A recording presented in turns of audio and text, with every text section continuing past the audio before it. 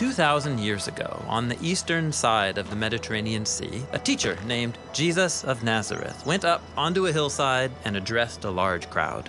It was a crowd of nobodies. Poor and sick people, their land occupied by the Roman Empire, who charged heavy taxes. This is a ragtag group.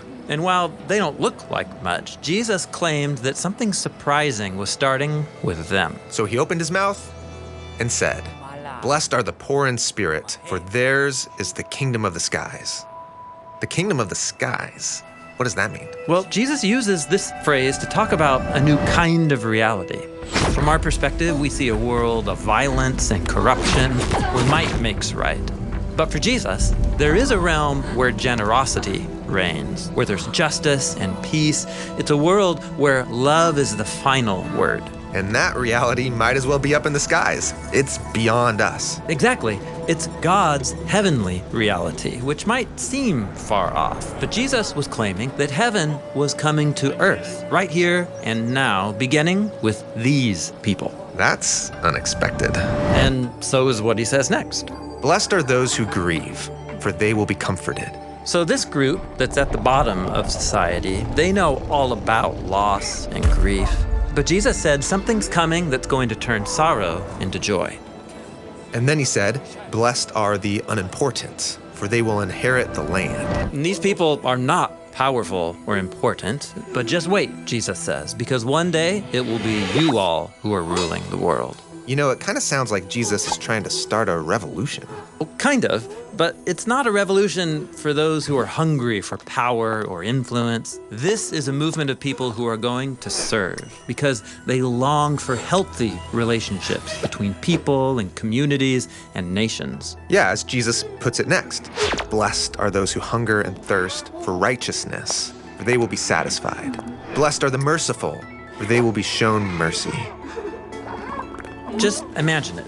A group of powerless nobodies ruling the world through generosity and forgiveness and justice. This is a Jesus-style revolution. The next thing Jesus says is, "Blessed are the pure in heart, for they will see God." And this one really raises the bar. To be part of this revolution, my heart needs to be so pure I could look directly at God. Well, Jesus knows that all of our choices, even our good ones, are often driven by mixed motives. For Jesus, real peace is only possible through people who know that they need to be transformed if they're going to truly love God and others. And this sounds wonderful, but it's a radical calling. That's exactly right. In fact, Jesus goes on to explore just how radical it is. Blessed are the peacemakers, for they will be called children of God. So God's new reality won't just happen by itself. It requires people who are willing to enter into the conflicts of others, urging and helping create a way towards peace. But that way of life can be dangerous. And so Jesus says, "Blessed are those who are persecuted because of righteousness, for theirs is the kingdom of the skies." Yeah, entering into conflicts and advocating for peace, that's not a comfortable way to live. And so Jesus calls people to this peacemaking revolution, and he names the high cost. Blessed are you when people revile you and persecute you and utter all kinds of evil against you falsely on my account. Rejoice and be glad, for your reward in the skies is great, for they persecuted the prophets who were before you in the same way.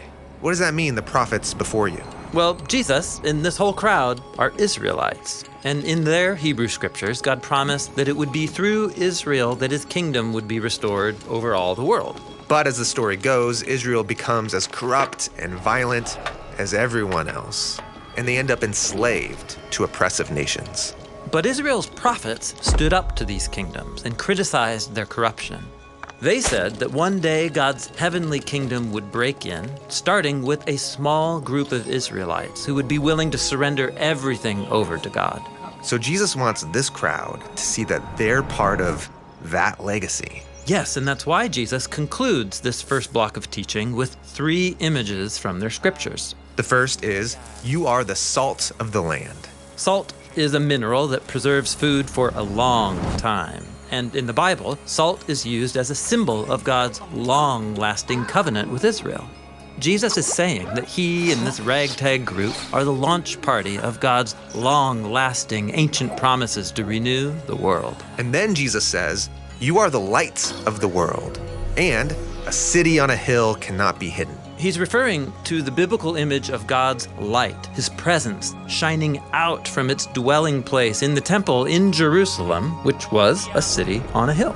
But these people, they aren't the rulers. I mean, they don't even live in Jerusalem. And yet, surprise, Jesus says, you all are God's salt and city and light. You all are the blessed ones, the new Jerusalem that's going to display God's kingdom to all the world.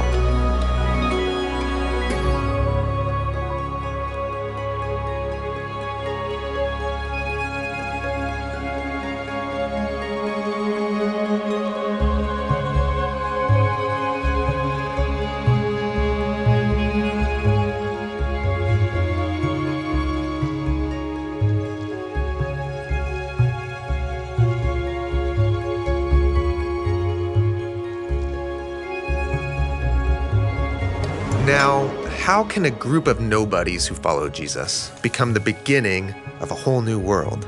Well, Jesus is going to help them reimagine who God is, who we are, and how we should live and treat other people. That section of the Sermon on the Mount is what we're going to look at next.